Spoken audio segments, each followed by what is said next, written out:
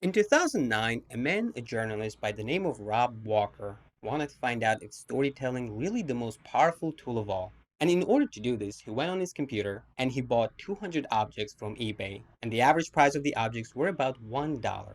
And then he called 200 authors and he asked them to write a story to one of the objects, and 200 authors said yes. So there, he had 200 objects, he had 200 stories, and then he went on eBay again and reposted everything. For instance, one of the objects was this beautiful horse's head. There we go, the beautiful horse's head.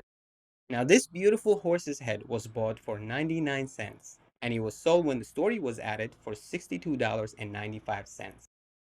That is a slight increase of 6,395%. So was this a one-off situation? Not really, because he bought 200 objects for a total of $129, selling them for $8,000. Now we hear a lot of other instances of movies exaggerating the roles of people like James Bond while using a product placement technique to attach emotions to their products. As a matter of fact, product placement industry is estimated at $10.6 billion. The trick? Well, it all comes down to one core thing, and that is the emotional investment. The more emotionally invested you are in anything in your life, the less critical, the less objectively observant you become, and the greatest emotional investment is storytelling. While listening to an exaggerated story, your brain is flooded with neurotransmitters like hormones, hijacking your cortex, throwing your objectively observant skills out of the window. And the thing with the storytelling is that the same thing can happen in stories. The same hormones and neurotransmitters can be released, like vasopressin, oxytocin, serotonin, dopamine, endorphins. And the other example of the greatest emotional investment of all is falling in love. Now, falling in love resembles a good story. Do you remember the last time you fell in love?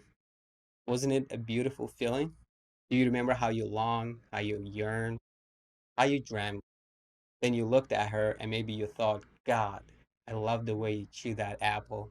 So crunchy. And the way you slurp that tea, just over the edge. It's so sexy. I love it. Then, about 13 months later, when you biochemically fall in out of love, on an average, you fall out of love, by the way. Suddenly, you find yourself sitting in a sofa, and then you go, Jesus Christ, where did this thing come from? And then you're looking down in your belly. Oh my God, where are all my friends? Because you have not been keeping contact. You're like, this is weird. And then you suddenly hear a sound. You go like, what's that? And then you go over to the kitchen, you look, and then you go like, oh, it's you. You're eating an apple there. Could you just keep that down just a little bit? Yeah, you're kind of spraying the table there. Please don't. And then you come back and sit down comfortably. And just a minute later, you hear somebody drinking tea from the kitchen again. Suddenly, this is all annoying to you. Have you been there? Sadly, in 13 months, our critical thinking and our cortex comes home from a 1 year long vacation. And we start questioning things now during those 13 months. What happened? In the next episode, we will dive deep about the elements of storytelling and how the hormones induced change the way you feel about the situation, and what is also known as the angel's cocktail. Thank you, and see you all next episode.